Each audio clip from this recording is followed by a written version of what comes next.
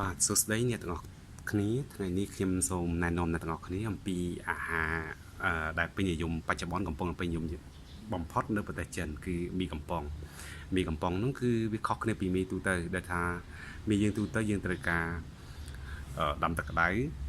ដែលការរៀបចំគឺវាពិបាកនឹងយកទៅជាមួយក្នុងការបរិភោគបើសិនយើងធ្វើដំណើរទៅកន្លែងឆ្ងាយដែលយើងត្រូវរកកន្លែងដាំទឹកឬយើងទៅច្រកទឹកក្តៅទុកជាមុនដូច្នេះដើម្បីជាដំណោះស្រាយសម្រាប់បញ្ហាហ្នឹងនៅប្រទេសចិនគឺបច្ចុប្បន្នគឺបានបង្កើតមីមួយយ៉ាងរបៀបដែលប្រើប្រាស់គឺស្តៀងគ្នាអញ្ចឹងតែវាខុសគ្នាដូចវាស្តៀងគ្នាដូចផ្លេចហើយវាខុសគ្នាដូចយើងបន្តិចទៀតយើងចូលមកមើលតែគ្នាទាំងអស់គ្នាតែម្ដងបាទសូមអភ័យទោសចំពោះការអធិប្បាយដែលមិនសូវក្បោះក្បាយណា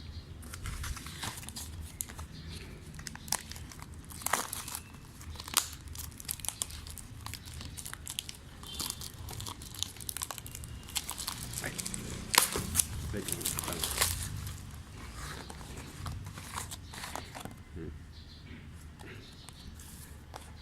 បាទនេះគឺជាមីដែលយើងទើបតែហែកចេញមកតើក្នុងនេះអ្វីខ្លះបាទនៅក្នុងនេះមានកញ្ចប់គ្រឿងហោតដងទឹកគ្រឿងមីនៅខាងនេះគឺនៅក្នុងគេបែងចែកជាពីរថតបាទឥឡូវយើងមកមើលតើគេធ្វើមីនឹងដោយរបៀបម៉េច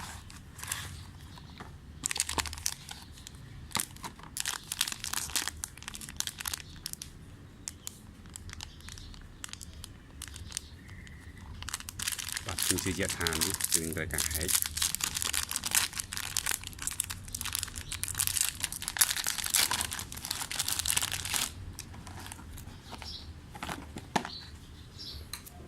តបមកយើងត្រូវការហែកគ្រឿងដែរយើងធ្វើញ៉ាំនេះយើងហែកគ្រឿង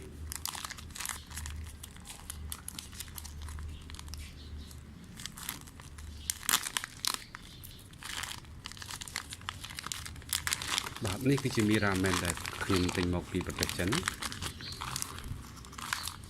បាទចាប់គ្រឿង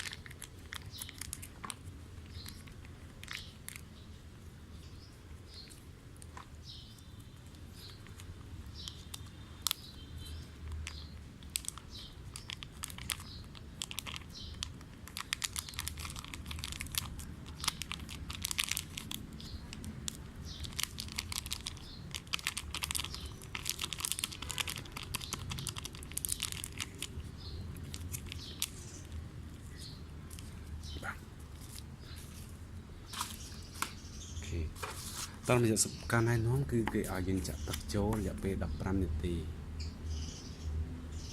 បាទ15នាទីសម្រាប់ក្នុងពិនិត្យមើល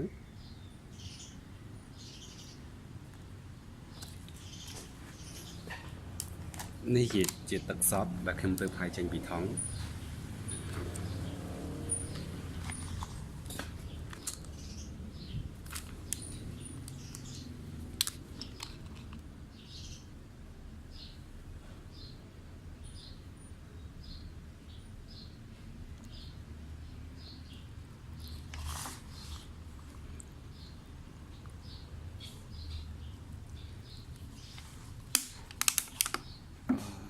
សូមអធិស្ឋាន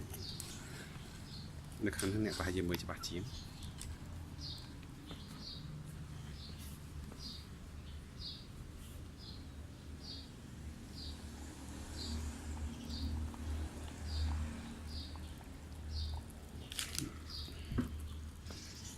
នៅពេលចាក់ទឹកចូលទៅក្នុងកញ្ចប់នេះ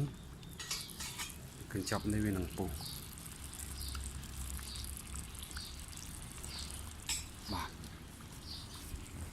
គេត្រូវការយើងទុករយៈពេល15នាទីអញ្ចឹងខ្ញុំសាកល្បងមើលត្រូវការ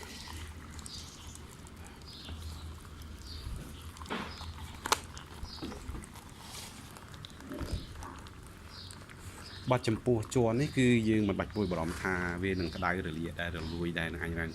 បញ្ហានោះទេនៅក្នុងវាបានសរសេរថាអាចទ្រាំទ្រទំហំសីតុណ្ហភាពរហូតដល់ទៅ120អង្សាសេបាទអញ្ចឹងយើងរងចាំ15នាទីនឹងជាការស្រេច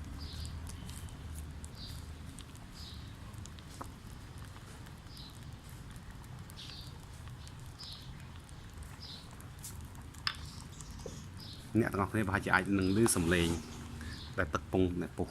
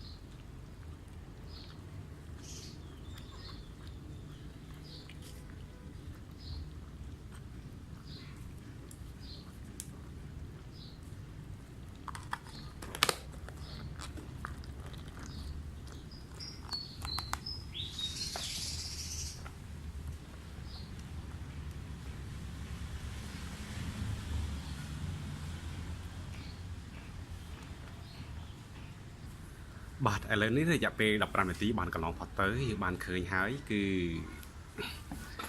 វាគួរតែរួចរាល់ហើយចំពោះមីកញ្ចប់នេះគឺយើងប្រយ័ត្នព្រោះវាពិតជាក្តៅមែនតើកន្លែងបើកគេនៅចំណុចខាងនេះវាក្តៅតែយើងអាចបន្តមើលឃើញថាឥឡូវនេះវាពិតជាក្តៅមែនតើ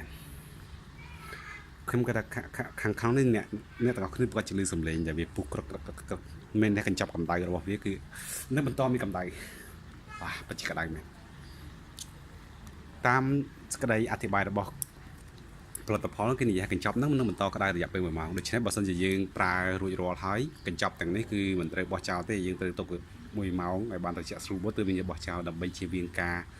កើតឡើងនៅមានអគ្គិភ័យនិងការប៉ះពាល់ដល់កុមារដែលមិនដឹងអីបើសិនជាគ្នាទៅប៉ះកញ្ចប់ដែលយើងបោះចោលទាំងនោះអញ្ចឹងយល់ល្អយើងគួរតែទុកឲ្យត្រជាក់សិនទើបយើងបោះចោល ចំពោះមីនេះជាកញ្ចប់មីសាមញ្ញតែធូរថ្លៃបំផុតដូច្នេះវាមិនសូវជាមានគ្រឿងប្រមាណទេតាមអ្វីដែលខ្ញុំបាន search នៅលើអ៊ីនធឺណិតគឺមានមីច្រើនប្រភេទមានទាំងមីពុះនិងមីសាច់ផងដែរហើយក៏អាចមានទាំងស៊ុបឆ្នាំងដីទៀតដែរបាទដែលគេធ្វើការវេចខ្ចប់ប្រើប្រាស់របៀបកម្ដៅតាមរបៀបប្រភេទនេះដូច្នេះវីដេអូថ្ងៃនេះគឺមកដល់ថ្ងៃនេះមកដល់ត្រឹមនេះខ្ញុំនឹងសាកញ៉ាំរួចខ្ញុំនឹងប្រាប់បងប្អូនពីរសជាតិនៅលើ comment របស់វីដេអូខ្ញុំអញ្ចឹងសូមអរគុណនិងសូមជម្រាបលា